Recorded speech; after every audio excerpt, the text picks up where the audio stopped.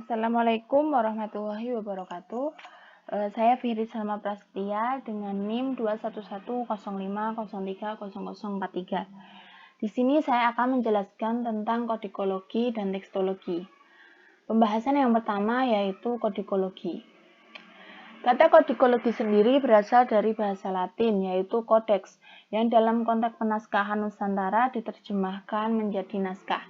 Kodikologi berarti ilmu tentang penaskahan yang menyangkut bahan tulisan tangan ditinjau dari berbagai aspeknya.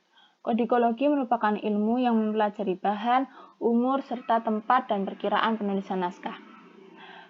Istilah kodikologi pertama kali diusulkan oleh seorang ahli bahasa Yunani, yaitu Alphonse Dehn pada Februari 1944. Cakupan kajian kodikologi jauh lebih luas dari teks, yakni menyangkut sejarah naskah, sejarah koleksi naskah, perdagangan naskah, dan segala hal lain yang terkait dalam fisik naskah tersebut sebagai sebuah artefak. Selanjutnya yaitu ruang lingkup kodikologi. Yang pertama yaitu identifikasi. Identifikasi ini terdiri dari tempat penyimpanan, judul, jumlah, tanggal penulisan, tempat, dan lain sebagainya. Yang kedua yaitu bagian naskah. Bagian naskah ini yaitu bahan atau alas, cap kertas, warna tinta, dan sebagainya. Yang ketiga yaitu tulisan. Tulisan ini bisa berupa aksara, jenis huruf atau hot, tanda koreksi, dan lain sebagainya. Yang keempat yaitu penjilitan. Penjilitan ini mencakup dari bahan sampul, rusuk, pengikat, motif sampul, dan lain-lain. Yang terakhir yaitu sejarah naskah. Sejarah naskah ini mencakup dari riwayat naskah, kolofon, ciri-ciri kepemilikan naskah, cara memperoleh naskah, dan lain-lainnya. Dengan memperhatikan luasnya cakupan ruang lingkup tersebut, tidak berlebihan kalau kodikologi dapat kita sebut sebagai bagian dari kajian sejarah kebudayaan. Karena melalui telaah kodikologis ini, seseorang sangat mungkin melakukan rekonstruksi sejarah dan asal-usul budaya pernaskahan pada periode tertentu. Pembahasan selanjutnya yaitu unsur kodikologi. Yang pertama yaitu tempat penyimpanan naskah. Tempat penyimpanan naskah itu banyak tersebar di balai bahasa, museum, pesantren, dan tempat-tempat lainnya. Untuk di Indonesia sendiri, penyimpanan naskah terbanyak yaitu berada di Perpustakaan Nasional. Di sana menghimpun sejak 2 abad yang lalu. Yang kedua yaitu alas naskah, yaitu sesuatu yang dipakai untuk menulis teks sehingga menjadi suatu naskah. Alas naskah yang digunakannya pun cukup beragam, contohnya daun lontar, daluang, bambu, dan lain sebagainya. Yang ketiga yaitu cap kertas. Watermark adalah gambar yang membayang di dalam kertas yang terdapat garis horizontal dan garis tebal vertikal. Awalnya cap kertas berfungsi untuk mengidentifikasi kertas yang diproduksi oleh tangan yang berbeda tetapi masih dalam satu pabrik. Yang keempat yaitu umur dan daya tahan. Umur dan daya tahan suatu naskah tergantung dari kondisi alam dan bagaimana cara perawatannya.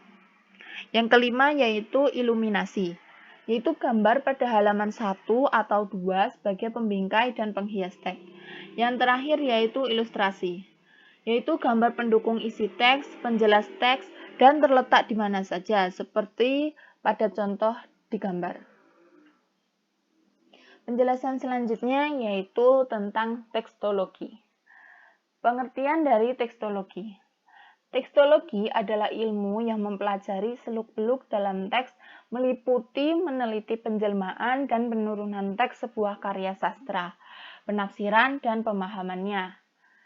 Teks sendiri memiliki pengertian kandungan naskah yang bersifat abstrak dan hanya dapat dibayangkan. Kemudian selanjutnya yaitu penjelmaan dan penurunannya. Penjelmaan dan penurunan dari tekstologi yang pertama yaitu teks lisan.